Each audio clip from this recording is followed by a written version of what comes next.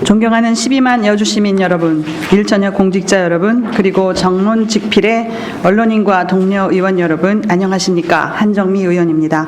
제43차 정례회가 22일간의 긴 의사 일정을 마치고 오늘 마무리하게 되었습니다. 2019년 기해년 한 해 동안 수고 많이 하셨습니다. 남아있는 송년 마무리 잘 하시고 밝아오는 경자년 새해 복 많이 받으시길 기원합니다. 저는 오늘 두 가지로 말씀을 드리고자 합니다. 첫째는 여주시의 안전에 대한 의견이고, 둘째는 소멸 위험 지역을 벗어날 수 있는 대안을 만들어야 한다는 의견으로 말씀을 드리겠습니다. 사람 중심 행복 여주를 만든다는 것은 시민의 삶의 질을 높인다는 것입니다. 삶의 질의 토대는 첫 번째로 안전한 사회입니다. 경제적으로 아무리 풍족하다 해도 안전이 담보되지 않는다면 이는 마치 병원에 큰 질병으로 누워있는 부자와 같을 것입니다. 우리나라는 세월호 참사 이후 안전이 사회적 화두가 되었습니다. 각종 관련 법령을 정비하고 학교에서는 안전교육을 의무화하면서 교육 시간과 내용도 대폭 강화하였습니다. 그러나 아직도 우리 사회 곳곳에는 안전 불감증이 여전한 상황입니다. 2019년 들어 일어난 대형 사고만 보더라도 1월 초 천안호텔 화재를 비롯하여 고성, 속초 등 동해안 일대의 대형 화재, 강릉 수소탱크 폭발, 잠원동 철거 공사장 붕괴, 목동 빗물 펌프장 붕괴, 강원 아파트 공사장 승강기 추락, 그리고 대구 이월드 놀이기구 사고 등 이루 헤아릴 수 없이 많습니다. 안전사고는 시민의 생명과도 직결되는 경우가 많기에 아무리 강조해도 지나치지 않습니다. 그런데 우리 여주시는 과연 안전한 도시인지 살펴보아야 합니다. 시민들이나 공직자, 관련자들의 안전의식은 충분한지, 잘 대비하고 있는지 살펴보아야 합니다. 우리 여주시의 대표적인 공공건물 중 하나가 시민회관입니다. 시민회관은 1985년에 준공되어 34년째 사용하고 있는데 겉으로 보기엔 아무 이상 없이 멀쩡해 보입니다. 지난 5월에 시민회관에 대한 정기 안전 점검이 있었습니다. 시민회관은 D등급을 받았습니다. 건물 안전 D등급은 건축물의 주요 자재에 결함이 생겨 긴급 보수나 보강이 필요하니 건축물 사용 제한 여부를 신중히 판단해야 할 정도의 상태라는 의미입니다. 좀 더 적극적으로 생각하면 재건축이 필요하다는 뜻입니다. 물론 D등급을 받고도 10년 이상 사용하는 경우도 있습니다. 매우 운이 좋은 경우라고 생각합니다. 또 C등급을 받고도 붕괴 사고를 일으키는 경우도 있습니다.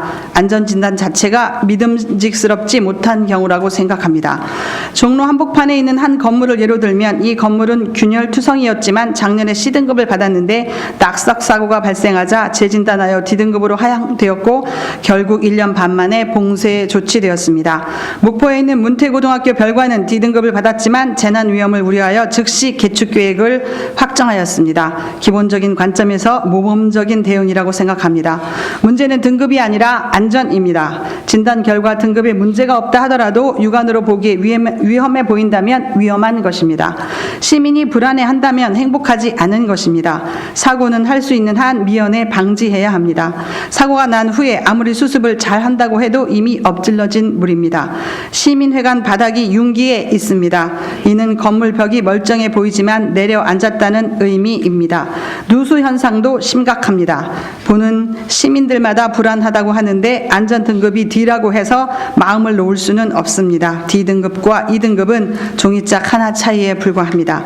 지금이라도 적극적인 대책이 필요하다고 생각합니다. 대형 사고는 항상 아니란 태도가 불러온다는 것을 명심해 주시기 바랍니다. 세종국악당도 현재 28년째 사용하고 있습니다. 안전진단 결과는 C등급입니다. 시민회관의 경우보다는 나을지 모르지만 예의주시해야 할 것입니다. 이 외에도 명성하고 생가 등 다른 건물들의 경우도 마찬가지입니다. 여주시에 낡은 건물들이 많습니다. 시 차원에서 안전에 대한 경각심을 높이고 안전 기준을 명확히 적용하여 사고 없는 여주시를 만들어 주시기를 당부드립니다.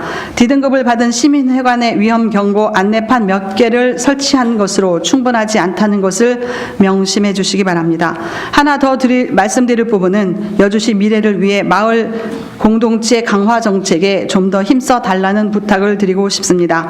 여주시의 미래가 암담하다고 걱정하는 목소리가 높은 것이 사실입니다. 산업적인 혁신의 모멘텀이 부족하고 주로 농촌 마을 마을로 이루어진 면단위의 경우는 노령화와 공동화 현상을 겪으면서 소멸의 위험성까지 대두되는 실정입니다.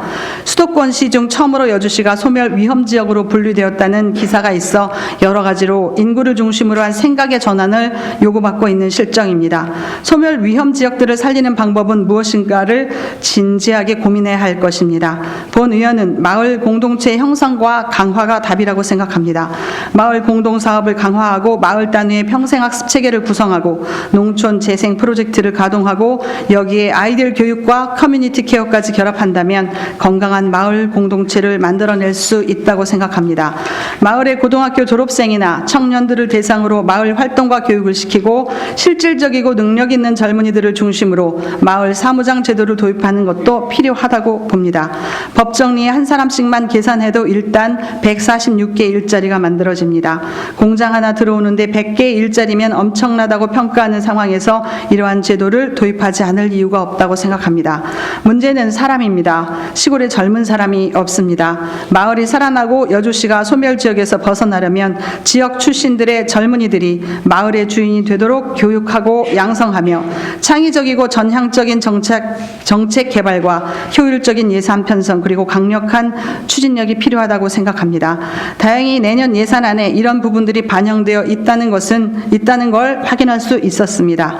예를 들어 마을 교육 예산의 경우 일자리 경제과 공동체 사업에 8억 2천, 사회적 경제 활성화 사업에 2억 5천, 평생학습 마을 공동체 사업에 5,400, 농업정책과 신활력 플러스 사업에 21억, 도시계획과 도시재생 지원에 2억 3천 등이 편성되어 있었습니다. 그런데 비슷한 내용의 사업들인데 추진 부서가 달라 성과를 내기가 어려운 실정입니다. 효율적이고 실질적인 결과를 얻기 위해서는 사업 구성을 보다 세밀하고 체계적으로 짜야 하고 이를 위해서는 부서 간 긴밀한 협업 시스템의 체계 구성이 절대적으로 필요할 것이라고 봅니다. 지금부터라도 마을 공동체 형성과 강화를 위해 TF팀을 구성하든 위원회를 설치하든 총력을 다해 주시기를 부탁드립니다. 의회와 집행부가 나서서 여주 시민들과 함께 마을도 살리고 일자리도 늘리고 복지 사각지대도 없고 고독사도 없고 200만 원을 벌었지만 400만 원의 지출 효과와 삶의 만족도를 높일 수 있는 여주시를 만들어 나갈 수 있기를 소망합니다. 다시 말씀드리면 여러 부서에 흩어져 있는 같은 정책들이 성과가 나타나도록 진행되고 예산도 효율성 있게 집행되어 행복한 공동체가 될 수 있도록 협력해 달라는 요청을 드리면서 이만 말씀을 마치겠습니다. 경청해 주셔서 감사합니다. 새해 복 많이 받으십시오.